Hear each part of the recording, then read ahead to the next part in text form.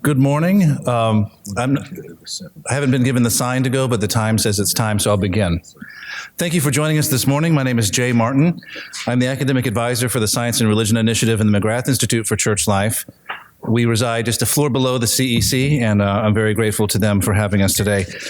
The panel this morning was born from one of life's great pleasures, which is sharing a park bench with Jim Keating, one of our speakers this morning, until the wee hours, and realizing that I have friends who actually live the gospel in a profound way, and I'm glad to bring all of my friends to the panel this morning. The panel is titled, When I Was in Prison, You Visited Me, Incarceration, Ministry, and the Abolition of Friendship. Our first speaker this morning is Dr. James Keating of Providence College. He earned his PhD in Roman Catholic theology from the School of Religious Studies at the Catholic University of America. He is currently Associate Professor of Theology at Providence College, where he teaches and researches in the area of the historical Jesus and the history of the papacy. In addition to professional leadership within and service to several academic groups, including the Academy of Catholic Theology and the Catholic Theological Society of America, he regularly writes and speaks on contemporary issues in the church, the papacy, and in Catholic higher education. Our second speaker this morning is Dr. Sandra Toenies Keating, who earned her MA and PhD in Roman Catholic theology from the School of Religious Studies with an emphasis in Muslim-Christian relations at the Catholic University of America. She has previously studied at the Pontifical Institute for the Study of Islam and Arabic in Rome, where she received an STL. She is currently the Associate Professor of Theology at Providence College in Rhode Island, where she teaches courses in Catholic theology, Islam, and world religions.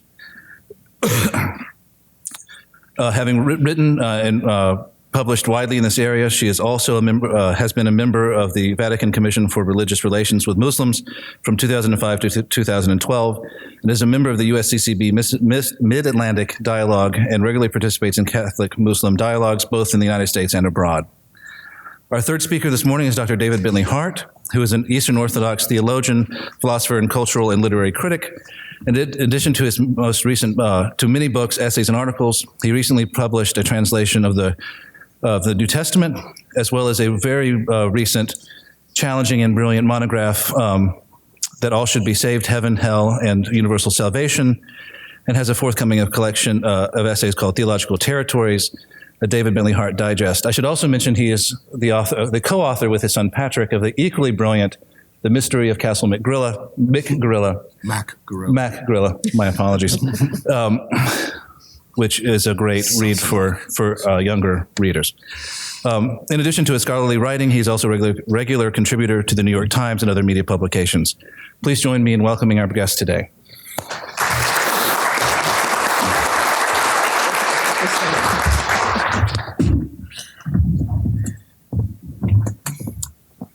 Good morning to everyone, and let me thank Jay for inviting my wife and me to Notre Dame. I've come here only a few times, so it's always a pleasure.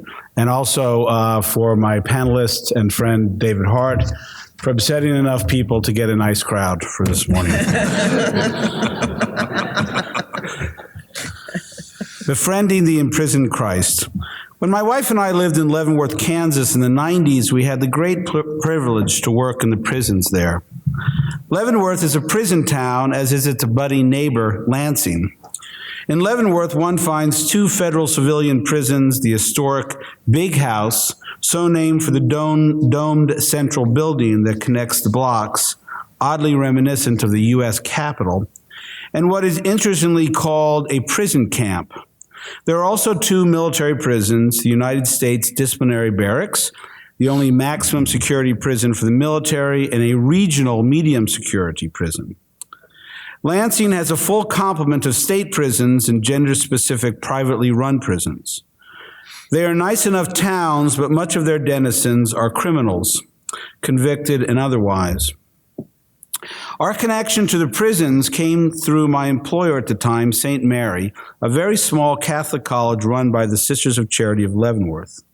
St. Mary had offered degree programs for prisoners when they could still qualify for Pell Grants. That was ended. By the time we had gotten there, the source of federal funds had been cut off, and so had the college's official relationship with the prisons.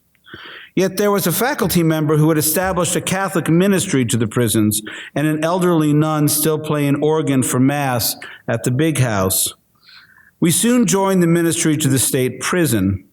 A possibility then opened up in the federal system as well. Right before our arrival, there had been a prison riot in the big house, and that proved too much for the beautifully souled Sister Anne. She described hardened prisoners weeping in panic at the realization that their fellow inmates now ruled the halls. Understandably, she was relieved to hear that Sandra was an organist and willing to replace her. It was a paid position. Since I had had a lifetime of committing liturgical crimes with my guitar, we together did 2 masses a week, one in the big house and the other at the camp. For those wondering, a federal camp is a place for minimum security prisoners, mostly white-collar guys. Indeed, one Sunday morning when the bishop had accompanied us there, he espied a one-time Catholic of the Year as we were heading in. That said, it does in fact have a tennis court, but it's not a nice place to be. As one of the guys told us, just because you were convicted for a lesser crime doesn't mean you are a lesser criminal. I still can recall entering the first time into the big house. We sat in a room along with parents, wives, and friends waiting to visit their child, their husband, or a friend. Over time, I could tell who was visiting for the first time. Profound sadness and anxiety distorting their faces. That would wear off in time. For us, it wasn't sadness, but apprehension and even panic when it was revealed that I had forgotten there a rather large hunting knife. I had forgotten that in my guitar case was a rather large hunting knife my father had given me for some odd reason. Sir, the guard said solemnly, is there a reason you are bringing a knife into a maximum security prison? Good question. Fortunately, he could discern the difference between an idiot and a conspirator, but he kept the knife. Before long, we were walking through the gate with a resounding closing clang worthy of a movie and heading to the chapel. Oddly, we could only get to the chapel by walking through a pitch-black movie theater filled with 400 or so lifers. Even after 2 years, it never felt super safe. Sandra will talk more about the Mass, a fantabulous grouping of Italian mafiosi, Mexican gangsters. The 2 large gangs would take turns on which Sunday they would attend, thank God, and some well-known bank robbers. One of our lectors, the second reader actually, had been a leader of the Stopwatch gang, which they've made movies about. Our work in the state prisons was different. We helped lead Bible studies in the maximum and minimum Lansing prisons. While the federal prisoners were mostly guilty of financial and racketeering crimes, which meant because of the RICO Act, lots of mafia and gangs, such as the Latin Kings, the men we got to know in the state prisons had committed more quotidian offenses, such as murder, child rape, drug dealing, and so on. We met some very clever people in the federal system who had worldly success before their fall. But in the state prison, the state system, we met folks who had always been down on their luck. Dostoevsky, in his prison novel, Notes from a Dead House, describes how Russians often view such crimes as misfortunes and look upon their perpetrators with pity. That well captures how I saw many of the men we met. They had come from rough circumstances and made them rougher for themselves and most painfully for their children. The saddest conversations were with men who had recently learned that their sons were now criminals. It is one thing to ruin one's own life by the punishment of prison, but to watch helplessly as your children hurl towards the same fate is a much greater affliction, perhaps the greatest a prison can offer. The men we got to know were guilty of terrible deeds, who deserved to be in prison, and I was on the whole glad they were. That sounds terrible to say, and you might think me a terrible person for saying it, much less thinking it. Yet that is how it appeared to me, and I never pretended otherwise. It might sound non-Christian or pre-Christian. Did not Christ tell us that he is found in the prisoner? Yet for me, prison is a place of moral clarity. I am, of course, speaking of what is mostly the case. There are, of course, the unjustly imprisoned, and very serious evils are involved in the length of sentences given and the way we incarcerate. But there are also real crimes and real victims. And justice is done when criminals are deprived of their freedom and their potential victims remain just that, potential victims. Prisons, therefore, are places of justice. Justice reigns inside those walls. The same cannot, however, be said of the cities just beyond those high concrete barriers festooned with razor wire. Within the walls, those who had done evil are getting their just deserts, but unpaid debts for evil deeds abound among the free. I'm not saying, of course, that the people not in prison have committed the same crimes as those inside. That would make me a morally obtuse virtue signaler, and I am only one of those. But I am saying that the men within those walls are paying for the wrongs that they have done, but we are not, at least not clearly so. Thus, we ought to consider those in prison as just in a way that we are not. In that sense, prisoners enjoy a certain moral privilege over the unincarcerated. I say all of this in order to better understand Jesus' insistence that we visit those in prison, and that by visiting them, we are visiting him.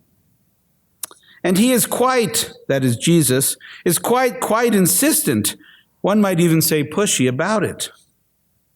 He tells us that he is being visited even if the visitor has no such thought in his or her mind. They ask confusingly, when did we ever visit you? Moreover, visitors and other like acts are determinative of one's final destiny. Those who take the time to visit will hear at the final judgment the wonderful invitation, "Come, you blessed by my Father, inherit the kingdom prepared for you from the foundation of the cosmos." While those who ignore the imprisoned will hear, "Go from me, you execrable ones, into the fire of the age prepared for the slanderer and his angels." Sounds awfully bad, even in the tender, or rather tender, anti-infernalist translation.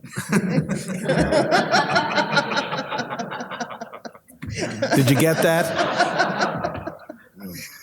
Very subtle. Thank you. Notice that Jesus does not say that one must help the prisoner to escape, or campaign on Twitter for his or her release, or join a political movement to end all incarceration. No, the command is simply to visit. In other words, to go to the prison, sit down with someone in there, and exchange some kind words. Every Sunday when we went into the camp, I always marveled at the various ways visitor and visited interacted. Rarely was there a lot of talking. I gathered most everything had already been said, and what remained was too painful to say. Mostly they simply shared time together, sometimes playing chess, or more likely checkers, and looking over pictures. There was little joy, but there was a level of contentment that a needed task was being done, a bond maintained. I take to visit to mean to befriend. Indeed, the system prevents random people from just showing up. Rather, both sides must deliberate about it. Visitors must know who they are visiting and must receive permission from that person and put on a list. Lawyers and advocates might be on that list, but they are not what is meant by the term visitor. A visitor is someone who comes from outside the system to talk with the prisoner about what is outside. Indeed, the greatest gift the visitor can bring is a connection to what is not in the prison. Indeed, the visitor is him or herself, that very connection. There are the manipulators, of course, those who will seek to use you to get something from the outside and will walk away as soon as you turn out to be useless. For the most part, you are useful by simply showing up. Of course, we came in as ministers of the gospel of Jesus Christ and to be friends in Christ. I put it that way not to make what we were doing sound grandiose, but rather that is precisely what most of them wanted from us. There were, of course, what can be called professional prisoners, who were very sorry they had been caught, or more likely railroaded. One quickly learns that every prisoner is innocent of precisely that crime of which they were convicted. But these men evinced no remorse or repentance. This was common with the mafia and the gang members. Serving time was part of the job. The main issue was whether their family was being taken care of by the company while they were away on an extended business trip. But there were others who were grievously sorry for what they had done. There was one young man who had planted a bomb in a theater of African Americans watching Spike Lee's Malcolm X. You would have heard of it had that bomb gone off, but it didn't. He, however, was given, like many young men we encountered, a hard 40, meaning 4 decades without the possibility of parole. While in prison, he had taken the very, very risky step of leaving the Aryan Brotherhood. He had the requisite tattooed teardrops for kills that he had tried so hard to scrub away, but unsuccessfully so. Leaving the Brotherhood is normally a death sentence. Blood in, blood out is their motto. But given the nature of his crime, he was also a target of the black gangs. Through it all, he had become a great admirer of Hans Urs von Balthasar. I kid you not. The first time I met him, he asked me to bring him the Balthasar Reader, and I did. There was another man, Fred, who had killed 2 police officers during a bank robbery. I asked the retired Army officer who led our Bible group how Fred had managed to get 2 and survive. He said that Fred had seen action in Vietnam, and then while he had seen the elephant, the policeman had not. Fred came to our Bible study, and whatever we studied, he always had the very same question. Can God forgive someone like me? What a great privilege to be able to simply and clearly convey God's gracious yes to a person who had grown wise enough to fear God's justice. Although we were called upon to confirm the depths of God's grace to Fred, he in turn performed the much more arduous task of revealing to us what God's promise must actually mean if true. Fred's life had been changed by that good news. Evidence of this is that he was one of the few who would tolerate child rapists, the very least of these in prison, in the group. Nevertheless, grace is fragilely received.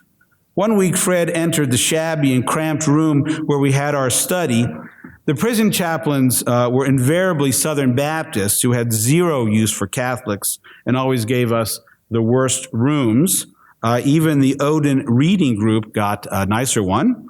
Although we did get an upgrade one week after one of the members of that fine group stabbed another. So we got their room, which was great.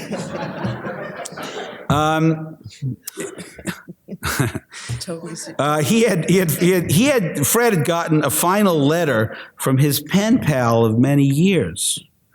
It's a weird fact of prison life that many men have epistolary relationships with women they have never met. Well, Fred had been writing back and forth with a woman for many years, and their relationship had gotten to the point that she felt free to ask what he had done that had landed him in prison. A question that one is taught very soon on in prison ministry never to ask. She was a professed Christian, and so he told her the truth. The letter he received back was as devastating as it was shocking. She said that cop killers like him should be electrocuted, and she would be happy to pull the switch herself. She even used caps to make clear her sincerity. There's a category of grace in Thomas Aquinas that is the grace God gives a person not for their own benefit, but for the benefit of another. I don't think there's a category for the opposite given by the evil one, but there should be.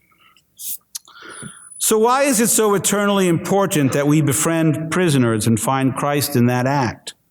My answer is idiosyncratic, to be sure, but I hope it touches upon the truth nonetheless.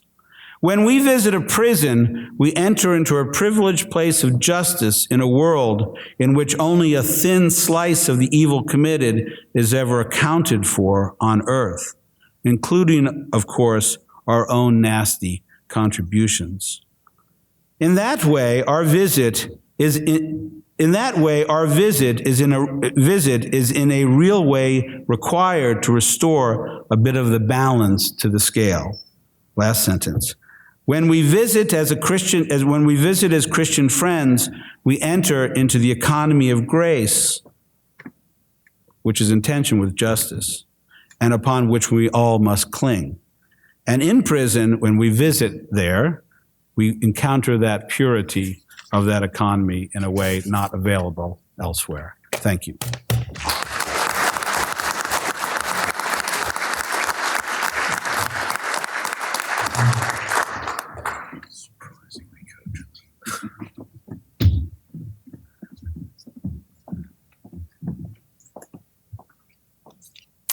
Good morning. I have to admit that, well, first of all, I'm very grateful to Jay to bringing us here to talk about this topic. Although for me, it's very interesting that our 2 years of quite regular, at one point we were going to the prisons 4 or 5 times a week because there are so many prisons in Leavenworth and there was such a need, we ended up doing this. But I've never spoken about this publicly. I've only just ever, told stories and stuff to my friends. So this is quite a new experience for me. And I think it's hard for me. I'm not going to give you any definitive answers. I just want to say a little bit about the ways in which those couple of years completely formed my thinking on many aspects of theology.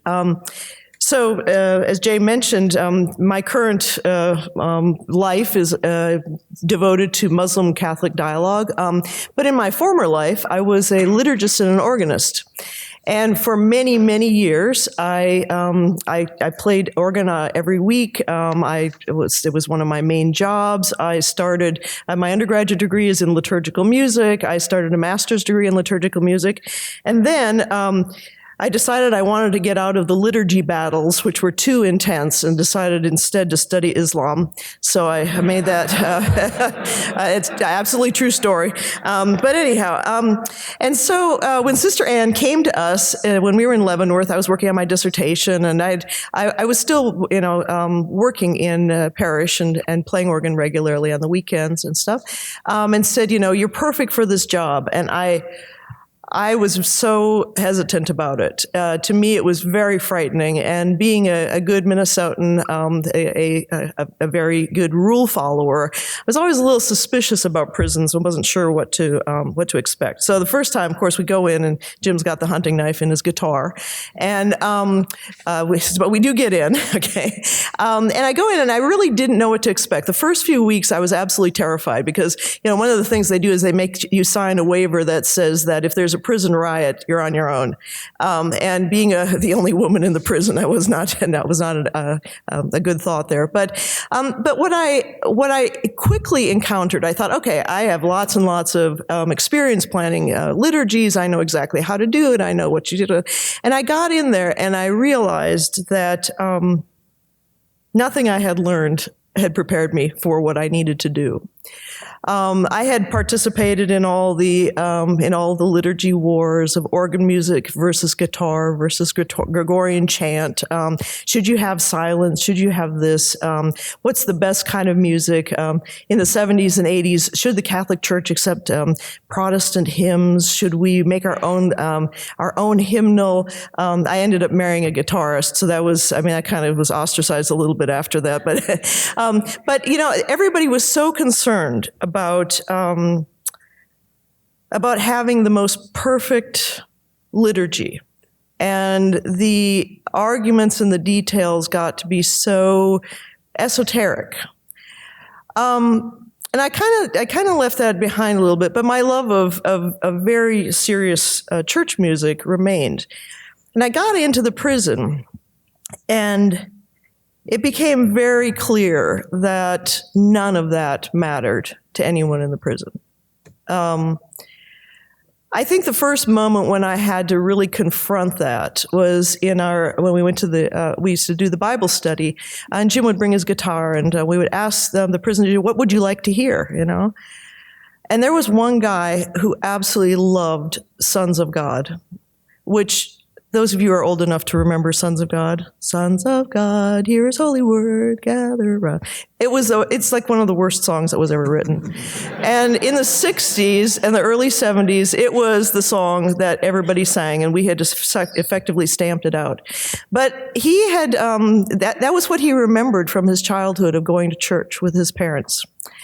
And he didn't love the song because of the song. He loved the song because of how it connected him, I think, to a better world that he remembered as a child. And so one of the things that I had to learn very quickly in all of this was that my job there was to draw them into the world of the liturgy.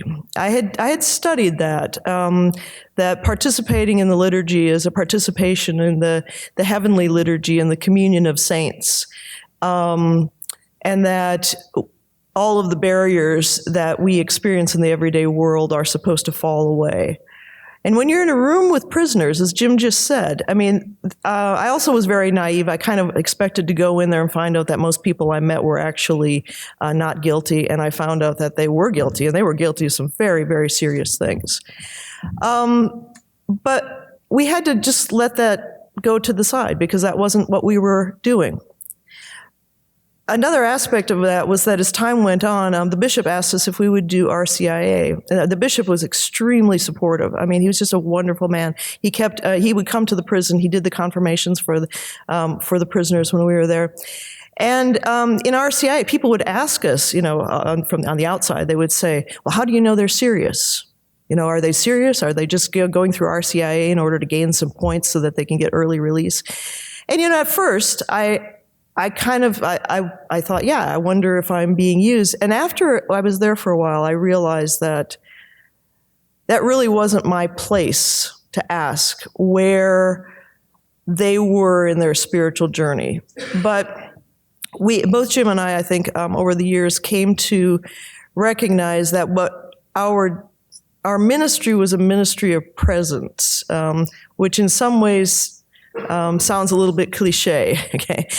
But just being there, just going every week and providing or facilitating, I guess, a kind of a time out of time for these prisoners, that there was a way in which they could experience a bit of normalcy, that they could experience I would say liturgically, a participation in the beauty of the extended community, a feeling that somehow they were connected to the people outside.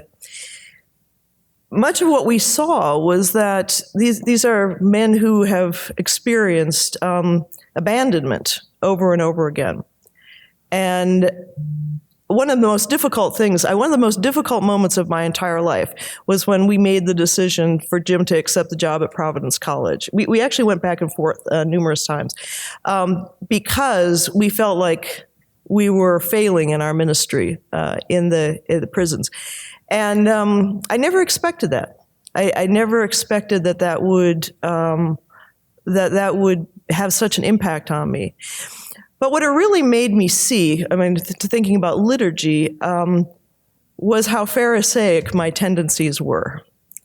That I had really not understood exactly why I was studying theology, what my real job was. What my real job was in the liturgy. I was so focused on, choosing the most beautiful piece of music and performing it perfectly for everyone, and I was extremely critical of people when I would go to other liturgies and say, well, that wasn't that good, or I don't like that piece of music. But our experience in the prison, and I don't mean to disparage beautiful liturgy. I'm a big fan of beautiful liturgy. I think we should do everything we can to have the most beautiful liturgies that we can. But what I saw in the prison was that was not what the liturgy was about. It was about reminding these men that they're still human. I want to say one more, two other things, mostly because Jim told me I had to tell these stories, so I'm going to tell these stories. Another thing that I realized was that these men had no real opportunity to understand their vocation.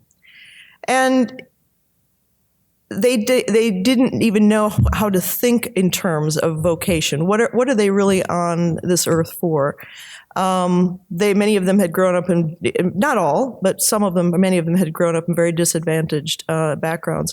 And one example of this, which is just, I've never forgotten this moment, but one of the first things that happened when we started in the maximum security, we decided that we needed a sign for that, where you could put the numbers for the hymns on the board so that everyone could see it.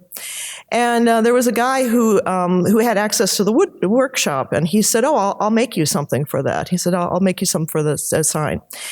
And about 2 weeks later, he comes in and he has this amazing board with numbers that are painted, and it's absolutely beautiful. And I'm like, how did he do that? And I said to Father Tom, we were marveling at this thing. And Father Tom looks at us and says, well, you know what he's in here for? We're like, no, counterfeiting. He was an incredible artist. This was a man who was an incredible artist. And I thought so much about that afterwards, about what a waste this was, that he turned to a life of crime. And I know, I don't know his whole story, and I know there's a lot behind that. But it also made me really think even further about our obligation as Christians to really help people, especially young people, find their vocations, to really be able to use their gifts productively instead of destructively, as we saw many of the people in the prison. Another one was, so that's just one thing that's made me think a lot about my own advising with students, my own talking to young people about helping them find their true vocations. But another one, which is quite a bit different, was that we had this really interesting experience also that the Catholic Mass, there was the Protestant liturgy, there was the Catholic liturgy, and then there were, the Sons of Odin and the Nation of Islam and stuff. But we were the two Christian groups, and on Good Friday, the first year that we were there, we had the liturgy, and we decided to have a Good Friday afternoon liturgy. And as Jim said, usually the gangs they chose, to be there at different times, so they wouldn't be the same thing. And so we're in there for Good Friday afternoon, and all of a sudden in walks Willie with his crew. And Willie is not Catholic, and neither is his crew. But as you all probably know, there's a lot of sitting, standing, kneeling in the Good Friday liturgy. And so they come in, and they're just standing there off to the side, doing their own things. But they want to be there for that Good Friday liturgy. And so the first moment comes with the kneeling. So all the Catholics go down on their knees, and Willie's crew stands there, and they look at Willie, and he makes this slight nod, and they all went down on their knees. Okay. It was great. It was a great moment. Anyhow, they participated. But what we also realized in this is that we weren't serving a small group of Catholics there. Again, I'll use this term, ministry of presence, okay, drew a lot of people in, a lot of people who you wouldn't expect.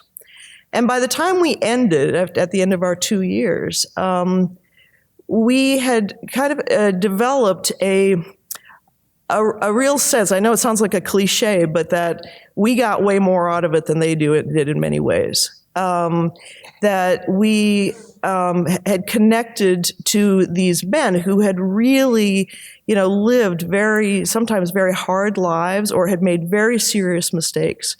And I'll say it one more time, it constantly reminded me of my own tendencies towards Pharisaism. Of, this is the rule and you can't break the rule and you have to follow the rule, and a kind of a sense of surrounding myself with goodness and purity and beauty, instead of realizing that what our real job is to go out and to, as Jim said, to meet Christ in these very unexpected places. It absolutely changed my life. We moved to Providence. We had 2 small children, and there was a time that we kind of decided it was somewhat irresponsible for us to do prison ministry on Sunday morning with 2 small children. So we kind of left it a little behind. Now that my children are older, I think a lot about really getting involved into this, and encouraging anyone who feels in any way called to participate. I think I was saying last night at a little get-together we had, I really think that the Catholic Church's failure to establish a robust prison ministry and to put it at the forefront of our pastoral concerns is a major sin. I think it's a very serious problem that hardly registers on the radar, and it's one of the things that usually gets pushed to the side because there's no money for it. But volunteer work doesn't require money. It requires a commitment and support. And so on that note, I'll even give David 5 minutes here. On that note, I'll end. But I just, my own reflections on this, that it was so unexpected for me to do prison ministry, completely changed my way of thinking. And I will end with saying I strongly encourage all of you to give it a try. So, thank you.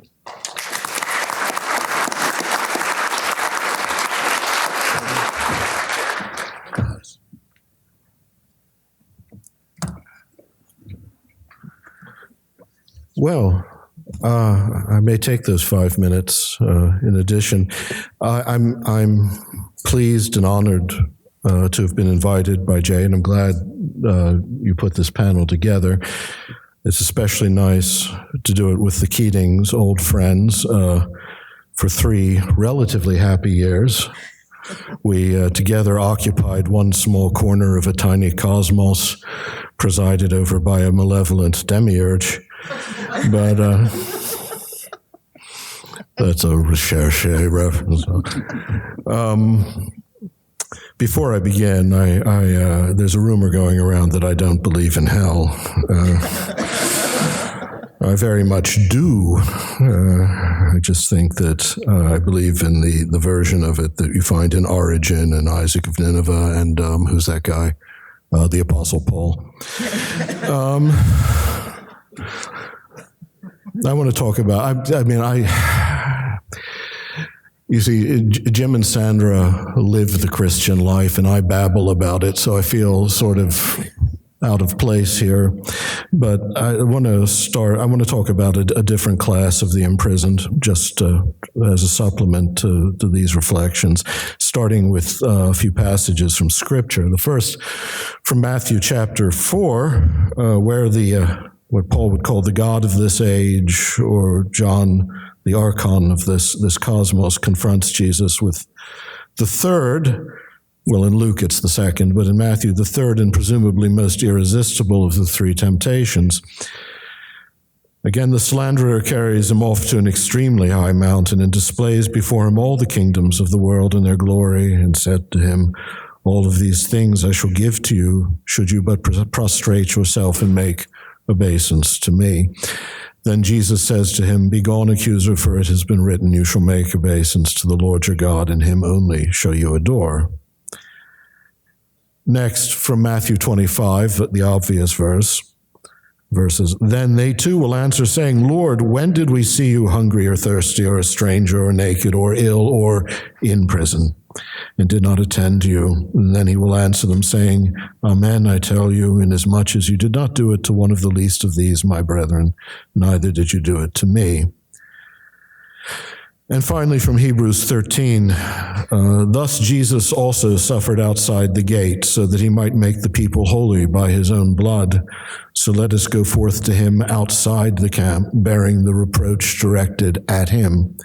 For here we have no abiding city, but instead seek the one that is to come." We know from the texts of the Gospels, Matthew's and Luke's especially, that during his mission in Galilee and Judea, Jesus was chiefly a social agitator on behalf of the poor, the oppressed, the indebted, and the imprisoned. He was a radical whose social, religious, and political provocations brought him at last to his death at the hands of all the combined political and religious authorities of his day. And no more subversive story has ever been told than the one we tell in saying that this man was God. Moreover, the gospel inverts the morally and politically and socially responsible convictions not only of the age in which Christ lived, but of every age. It tells us that the verdict passed on Christ by all the guardians of good civic order and hierarchy was summarily overturned by God at Easter. The anarchic antagonist of order and hierarchy was all at once revealed as the one in light of whom all of us, in fact, will one day be judged.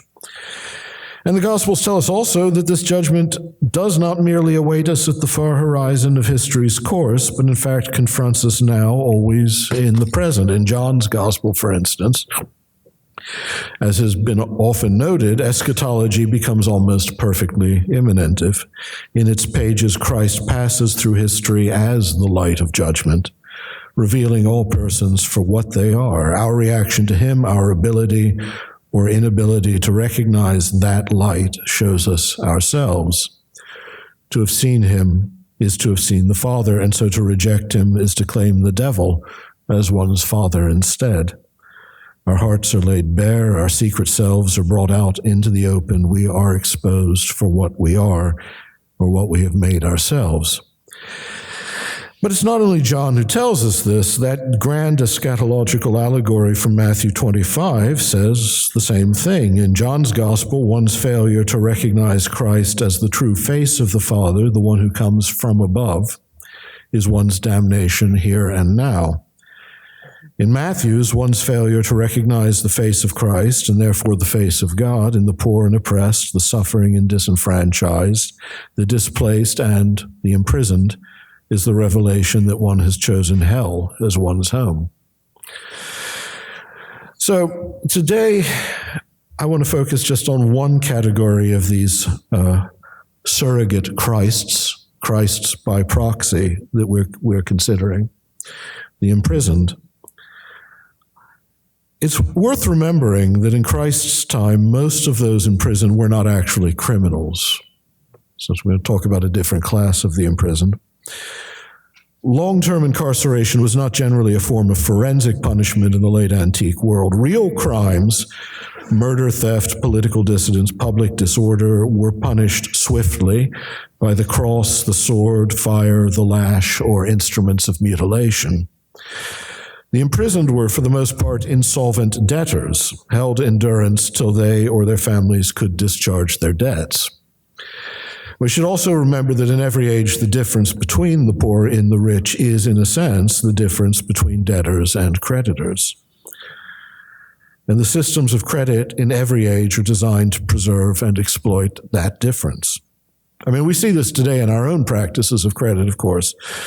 Once the principle of interest, and especially compound interest, which is why the law of Moses is so opposed to it, is recognized as a legitimate means of encouraging lending, it requires very little ingenuity to create a system in which one man's poverty is another's wealth, and in which it is very much in the interest of creditors to see that the poor remain poor.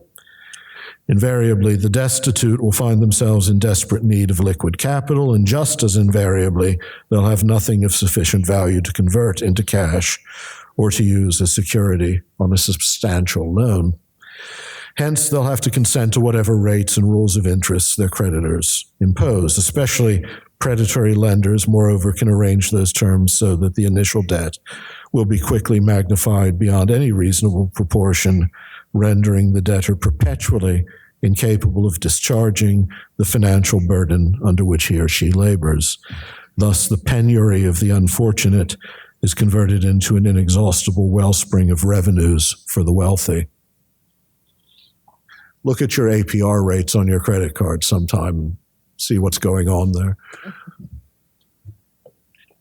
It works well for us. The fundamental indecency of using interest to enslave the needy, of course, is recognized within the law of Moses quite lavishly. Among other things, it's one of the reasons for the sabbatical or fallow year, the Shemitah, when debts between Israelites were to be remitted, and as well as the Sabbath of Sabbath years, the year of Jubilee, in which all debts were excused and all slaves granted liberty. In this way, the difference between creditors and debtors could be erased for a time and a kind of balance restored.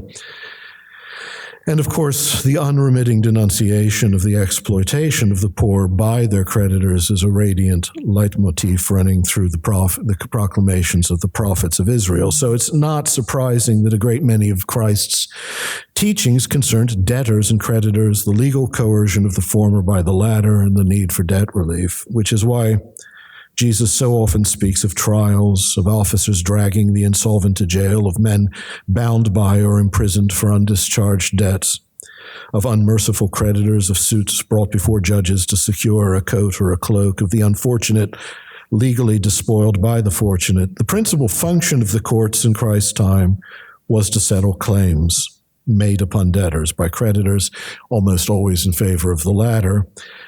And it was a world of exorbitant debt. The Galilean peasantry had for years, for instance, suffered under the taxes of Herod the Great.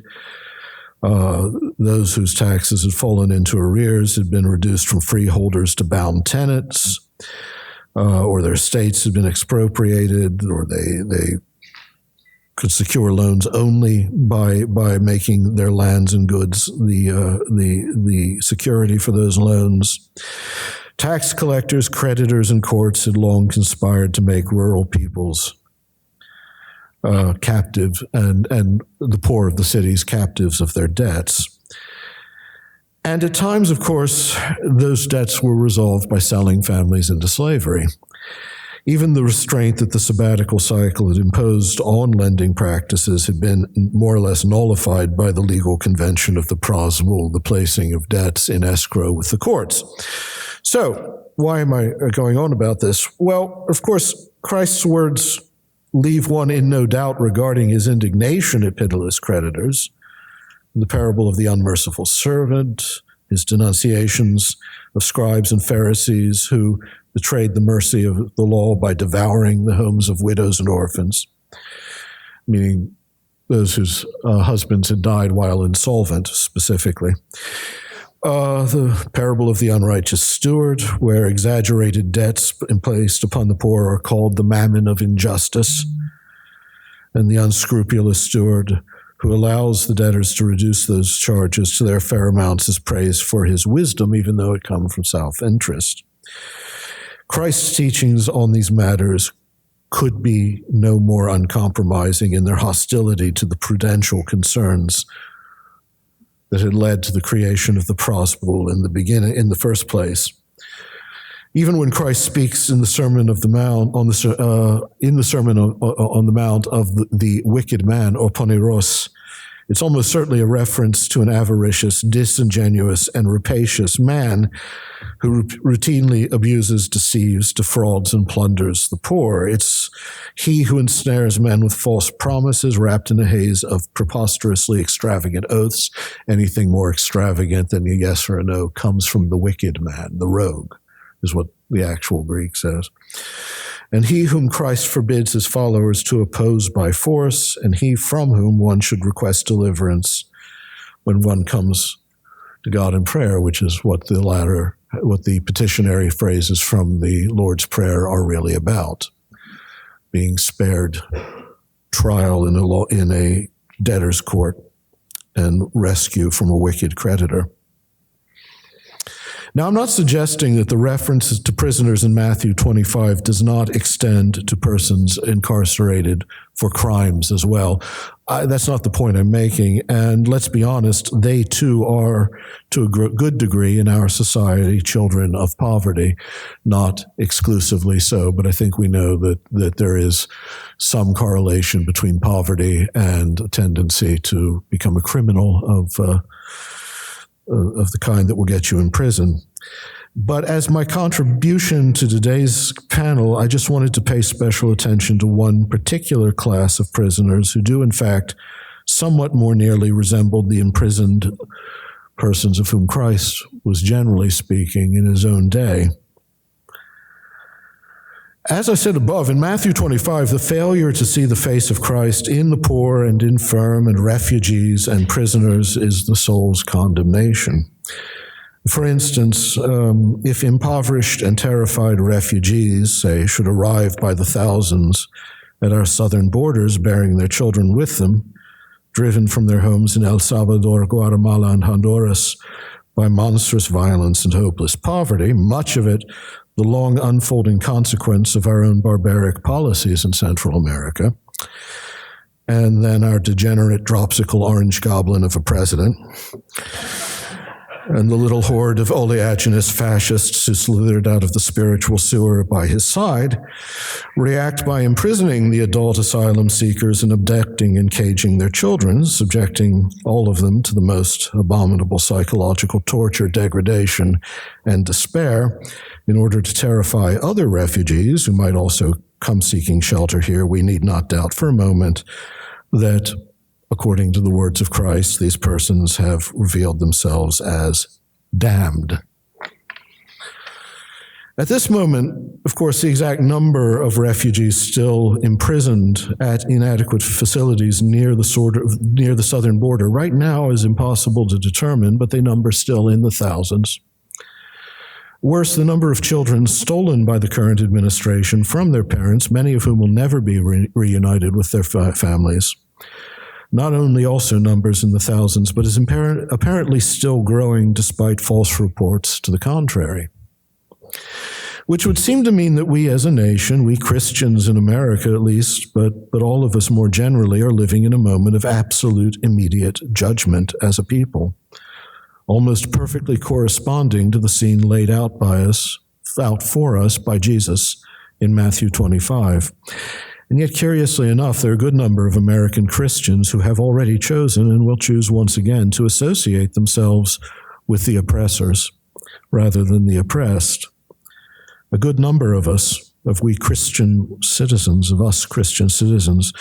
many quite aware of these atrocities, will continue to lend our support to these men, even at the ballot box, though Christ has assured us that to do so is to become children of the devil. Of course, we know why in many cases Christians make this choice, albeit reluctantly. I'm not calling their motives into question in totality. Many do so because they hope that, say, a Republican administration will appoint enough federal judges that in the end, Roe versus Wade, or more accurately, Casey versus Planned Parenthood, which is actually the law of the land, not Roe versus Wade, will be overturned. I don't think this will ever happen. I think that's a pipe dream. But even if it were a plausible possibility, I'm not sure where exactly in Scripture or in Christian tradition we're given leave to enter into league with profound evil in order to accomplish the good we think desirable. After all, Jesus would probably have done well to accept the devil's offer of world domination. We would all be much better off.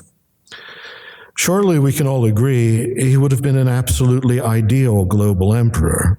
He could have eradicated so much injustice, so much cruelty, so much vice. He could have established laws of consummate mercy and charity, enacted programs of social amelioration, undone the social inequities of his and every age.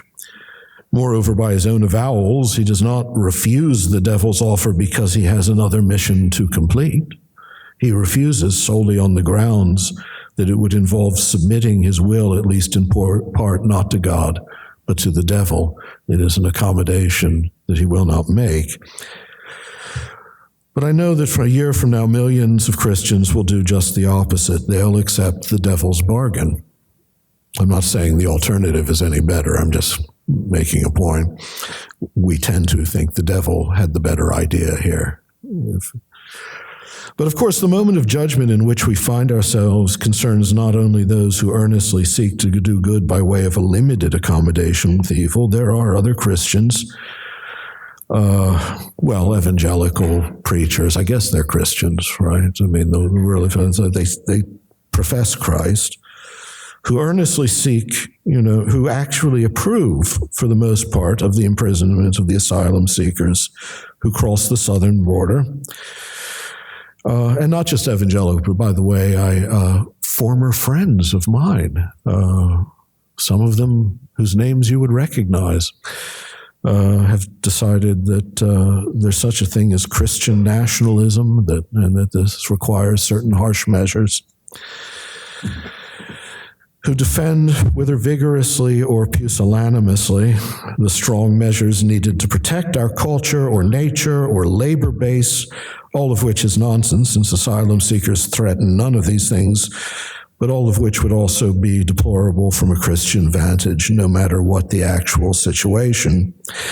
Christians have no earthly nation, certainly none to which they owe an allegiance greater than the one they owe Christ, which explicitly requires us to make our common cause with the poor, the oppressed, the indebted, and the imprisoned. There can be no such thing as a Christian nationalism, and certainly not one attached to the modern nation state. Here we have no abiding city. We're called to go out beyond the city walls to find Christ, which is to say out beyond the border wall to meet our God in the only place where he has vouchsafed to make himself present to us in the flesh in this moment, the flesh, that is, of the excluded, the poor, the displaced, and now, in ever greater numbers, the imprisoned. They are our people, our nature, our nation, not this republic, not this worldly power. But they're also our judgment in the courts of eternity, our only hope of salvation in this moment, again, if Christ's words are to be trusted. So why should we visit those imprisoned? For their sake, but also because our very souls hang in the balance. Each and every one of them is Christ to us, waiting for us outside the gate, outside the camp, outside that goddamned border wall of our president's fantasies. And at such a moment, we would be fools to imagine that we could hope to find him elsewhere. I'll stop there. Thanks.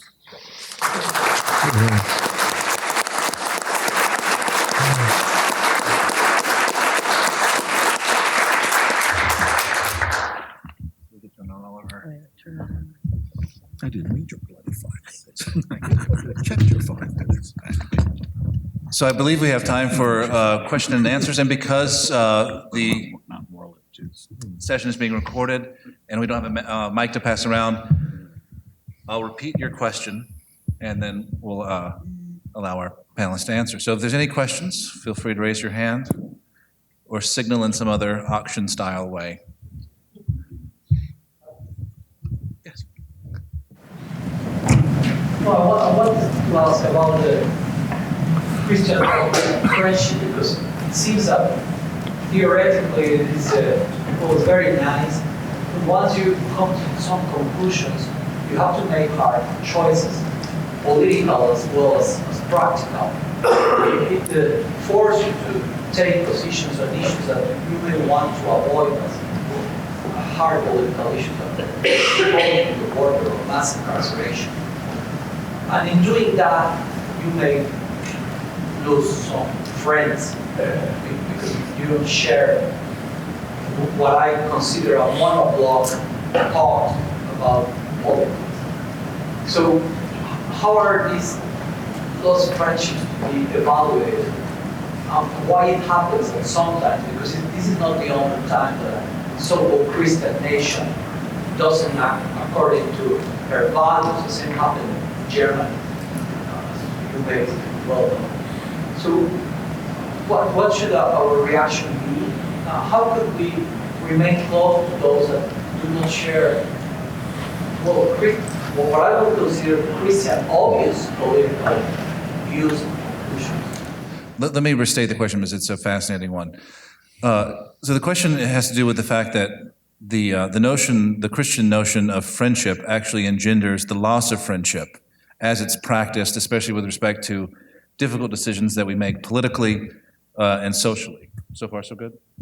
And so, how do we deal with that? How do we kind of comport ourselves with respect to pursuing friendships and also in pursuit of the gospel, in which those effects are mitigated and ameliorated? Let me take a stab. I think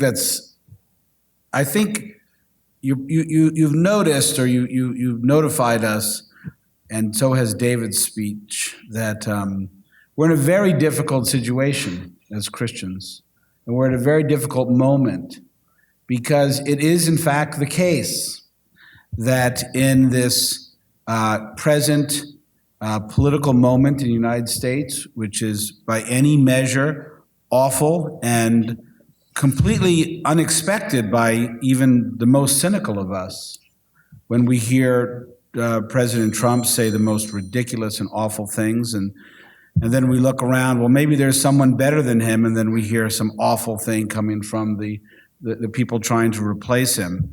And we get these political issues that come up, which really, and I think of the border as this, is the result of so many awful decisions all coming into this sort of bad fruition, right? And then what is a Christian supposed to do? Right? I think in some way what they ought to do, and I think David did it, is condemn it. Right? Condemn it very loudly, very clearly, that these are evil acts and bad things to do. But then your work is not actually done.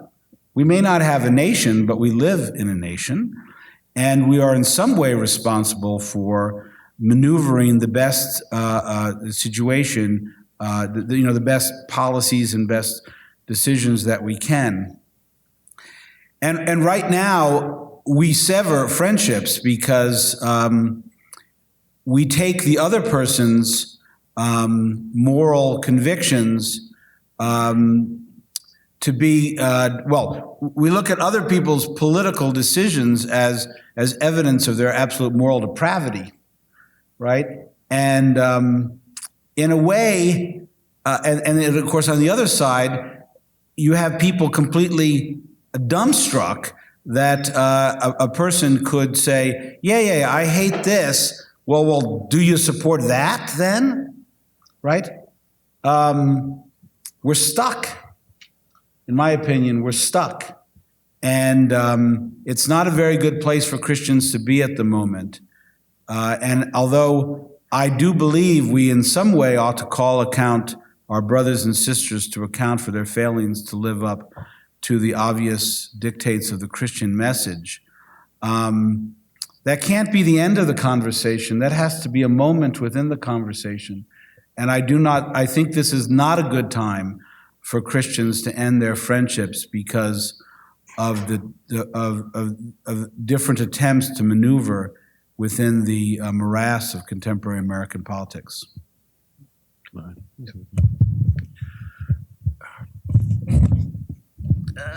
But of course,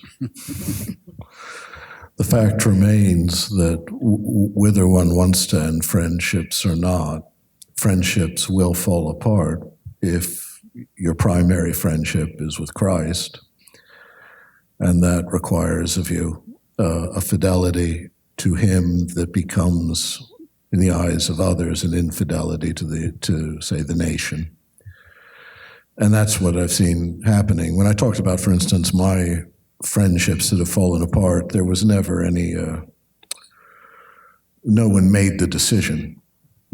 But so one day they weren't there anymore. And I think as a culture, I'm going to put it, we're in a culture in which amity, friendship in general, is disintegrating more rapidly than any of us could have imagined. And the only lodestar I would think that a Christian has in that situation is simply a militant decision that you will befriend Christ in all others at all times and put all other values aside, even the nation you live in, if necessary. The friendship turns out not to be a happy, warm thing all the time.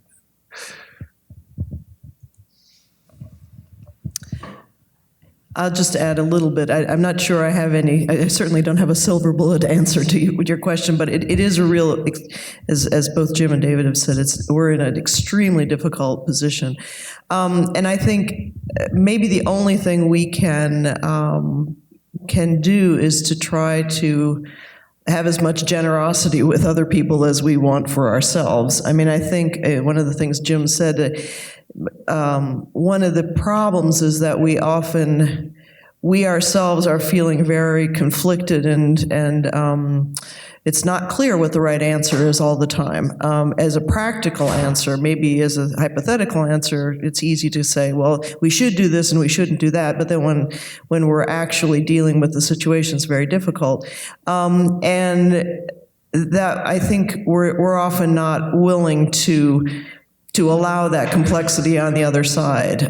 Recently, I had a conversation with somebody who disagrees with me politically, who I've known for a long time. And I was really struck in our conversation that we were able to have actually the two of us were able to have a good conversation, but there was a tendency in our conversation to continually condemn other people. It's like, well, if they were really thinking it through, they would understand. But in fact, we ourselves were having a hard time, even saying, well, what should we do? So I think part of it is that we've lost the sense that we're in it all together. I mean, and that we have to somehow come together and answer these questions, but really in this extremely difficult time to also have generosity to our fellow co-conspirators or whatever. So it's not super helpful, but that's all I got. Dr. Sloan. Yes, can you hear back there? Having been involved in both prison industry and also prison education, the question, and I'm going to try to reorient this a little bit, is there a call of the gospel that may lead us to think about prison in a different way? And I say this is what, are we thinking about prison in terms of punishment, or are we thinking about it in terms of reform of the people that are in it? And I think we think of it in the first category, that's what we have. We treat prisoners terribly, we give them horrible food, we give them brutal punishment systems, and of course we turn out people who are like that. But I think that the college education program, which I've been involved in, just one thing, is having enormous impact on people. The recidivism rate goes way down. And I think that the idea that we're in here to reform people and turn them to society is something else. Now the question I have is sort of a theological one. Is there part of the Christian call to think about prison, not simply as sort of ministry, but also to think about prison in a radically different way? And that's the question I'd like to understand. Let me restate for posterity. Professor Sloan references his own experience in prison ministry and prison education, and which has brought him to a level of insight about how we understand imprisonment and incarceration in general. Do we look at it as a form of punishment or as a means of reforming criminals? And in light of that, the theological question is what resources the gospel has for reconceiving imprisonment. Okay, thank you. Sorry. Oh, thank you. So one of the things I was so struck by when we were involved in prison ministry was the reaction of other people to the idea that we were doing, prison ministry. There were those who were kind of in awe that, we would be willing to do that and everything. But there were a lot of people that were kind of critical, like, why are you, these people, they deserve to be there. We don't want them there. We don't want them out. And, why are you wasting your time with this? You're being naive by thinking that you can reform them or something. And my own experience, as Jim said, we were in state prison, high, maximum, minimum security. Part of the problem from my perspective is that we tend to have a one-size-fits-all response to doing something wrong in society. There's no room at all for the fact that there's a lot of mental illness involved, there's poor upbringing involved, there's conversion, there's people who never convert, there's people who are very sorry for what they've done and want to reform, there's people who simply don't have the resources to hold a job. And so I think part of the problem that I noticed is that there's a tendency, well, again, I don't want to make a blanket statement, but there's kind of a tendency of those people who we talk to about our own prison ministry that, well, these people are getting what they deserve. They're in prison and we don't want to think about them anymore. And then within the prison, there was actually very complex range of those who could get out, those who were getting out. One of the most shocking things that I saw was people who were in prison for 8 or 10 years, then they got out. Their family had abandoned them, their friends were all criminals, they had no job skills. What do you expect? There's no one there for them. So I agree with you. I think the Gospels, the image we always used in our thing was the good thief, the one who on his, who has the conversion experience, that there is always hope for conversion, which I think a lot of people don't think about. But that's an excellent point. I am afraid that we're out of time, which is a liability of finite existence. But I would like to thank our panelists today for not only in their own way demonstrating and attesting to the truth of the gospel, but also by showing that living according to it is possible. So please join me in thanking Drs. Keating and Dr. Hart.